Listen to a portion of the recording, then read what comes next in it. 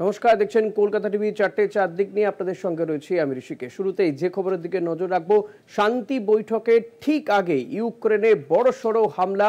Drone হানায় ইউক্রেনের রাজধানী কিভে নিহত এক শিশু সহ 3 ব্যক্তি। হামলায় আহত হয়েছেন অন্তত 10 জন।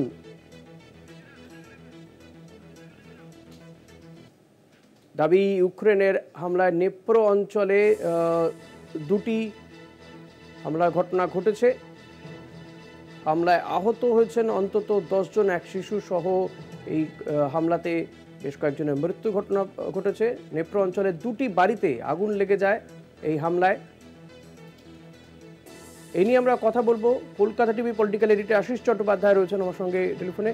আশিস দা, শুরুতে যেটা জানতে চাইবো, ঠিক কি ঘটেছে, কেন এই হামলা? কারণ শান্তি বৈঠকের কথা উঠছিল, তার মধ্যেই এই হামলা। হ্যাঁ ঋষিকেশ, ঠিকই বলেছেন আপনি।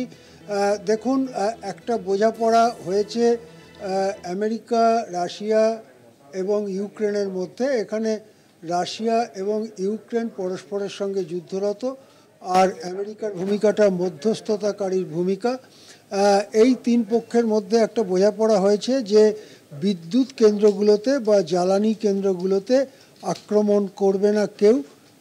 এই বোঝাপড়ার পরে কিন্তু পরপর ঘটনা ঘটছে। আমরা এর আগে দেখেছিলাম রাশিয়ার ভেতরে অনেক সংখ্যক ড্রোন পাঠিয়ে বড়সড় হামলা চালিয়েছিল ইউক্রেন, এবং তার ছবি আমরা কলকাতা টিভির পর্দায় দেখিয়েছিলাম। এদিকে আজকে রবিবার যখন আমরা এই কথা বলছি, আজকেই সৌদি আরবে ত্রিপক্ষীয় বৈঠক শুরু হওয়ার কথা। এই ত্রিপাক্ষিক বৈঠকে অবশ্য তিন পক্ষ একসাথে মুখোমুখি বসবে না। আমেরিকা দৌত্য করবে ইউক্রেনের সঙ্গে একবার, তারপরে আবার রাশিয়ার সঙ্গে পরস্পরের কথা পরস্পরকে জানাবে, এরকমটাই ঠিক আছে। এই বৈঠকের ঠিক আগে রবিবার আজকে ভোররাত্রের দিকে, সকালের দিকে ইউক্রেনের খোদ রাজধানী কিভ শহরে বিরাট বড় হামলা চালালো রাশিয়া, এবং অসংখ্য ড্রোন সেখানে গিয়ে আছড়ে পড়ে। কিছু ড্রোনকে অবশ্য আকাশেই থামানো যায়, কিন্তু বাকি ড্রোনগুলো বিস্ফোরক নিয়ে আছড়ে পড়ে কিভ শহরের ওপরে। যেটা খবর পাওয়া যাচ্ছে যে কিভ শহরের বড় এলাকায় আগুন ধরেছে, বসবাসের বাড়িতে আগুন ধরেছে। দেখুন, আমরা কলকাতা টিভির পর্দায় দেখাচ্ছি, এটা একটা 9তলা বাড়ি। 9তলা বাড়ির ওপরে আগুন জ্বলছে দাউ দাউ করে, এবং আরও নিপ্রো এলাকায় দুটি বসবাসের বাড়িতে আগুন ধরে গেছে। শহরের বিভিন্ন জায়গায় আগুন লক্ষ্য করা যাচ্ছে। জনগণের মধ্যে আতঙ্ক সৃষ্টি হয়েছে। অন্তত 3 জন মারা গিয়েছেন এই হামলায়, তার মধ্যে একজন শিশু। অন্তত 10 জন আহত হয়েছেন, এরকমই খবর মিলছে। হ্যাঁ আশিস দা, এই যে শান্তি বৈঠক হওয়ার কথা, তার আগে এই হামলা, এই নিয়ে ইউক্রেনের কি বক্তব্য? তারা কি আদৌ আর বৈঠকে বসবে, নাকি তারা এর পরেও বৈঠকে বসবে? কি জানা যাচ্ছে বিষয়? দেখো, ইউক্রেনের বৈঠকে বসা ছাড়া কোনো উপায় নেই। বৈঠকে বসা না বসা নিয়ে কিছুটা টালবাহানা বরং করতে পারে রাশিয়া। পরিস্থিতিটা সেই রকমই রয়েছে, যুদ্ধের পরিস্থিতি। কেননা ইতিমধ্যেই ইউক্রেন বলে যে দেশটি ছিল, অর্থাৎ এটা ছিল পূর্বতন সোভিয়েত ইউনিয়নের অন্তর্ভুক্ত একটি জায়গা। পরবর্তীকালে যখন সোভিয়েত ইউনিয়ন উঠে যায়, তখন রাশিয়ান ফেডারেশন বলে আলাদা দেশ হয়, এবং ইউক্রেনকেও আলাদা দেশ হিসেবে স্বীকৃতি দিয়ে দেওয়া হয়। সেই সময় ইউক্রেনের যে জায়গা ছিল, অর্থাৎ ভূমি বা ভূখণ্ড, তার অন্তত 25% ইতিমধ্যেই রাশিয়ার দখলে এসে গেছে, এবং পরপর কিভ শহরে হামলা চলছে। কিভ হচ্ছে রাজধানী শহর ইউক্রেনের, সুতরাং ইউক্রেন এখন বলা যেতে পারে বেশ কোণঠাসা। এর মধ্যে গোদের ওপর বিস্ফোরার মতো মার্কিন যুক্তরাষ্ট্র যে অস্ত্রশস্ত্র সরবরাহ করত, সেটা প্রায় কমে এসেছে ট্রাম্পের আমলে। ট্রাম্প সিদ্ধান্ত নিয়েছে ইউক্রেনকে আর নতুন করে অস্ত্র পাঠানো হবে না।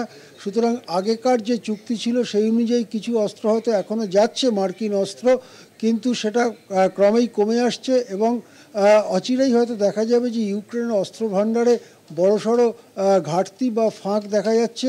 সুতরাং এই পরিস্থিতিতে ইউক্রেন যে কোনো মূল্যে একটা শান্তি চাইবে বা একটা চুক্তি চাইবে, কিন্তু রাশিয়ার কতগুলো শর্ত রয়েছে। তার মধ্যে রয়েছে ইউক্রেন কখনো নেটোতে অর্থাৎ নর্থ আটলান্টিক ট্রিটি অর্গানাইজেশন বলে যে মার্কিন যুক্তরাষ্ট্রের নেতৃত্বে সামরিক জোট, তাতে যোগ দিতে চেয়েছিল ইউক্রেন, কিন্তু সেই যোগ দেওয়ার আবেদন প্রত্যাহার করে নিতে হবে। ন্যাটোকেও ঘোষণা করতে হবে তারা ইউক্রেনকে কখনো সদস্য করবে না। যে এলাকা রাশিয়া ইতিমধ্যেই দখল করেছে তা রাশিয়ার দখলেই থাকবে। এই ধরনের অনেকগুলো শর্ত রাশিয়া দিয়েছে। সুতরাং এই সব নিয়েই আলোচনা হবে, একটা কিছু বের করবার চেষ্টা করা হবে। এখানে আবার মার্কিন যুক্তরাষ্ট্র এবং ট্রাম্প পাল্টা চাল চালছেন।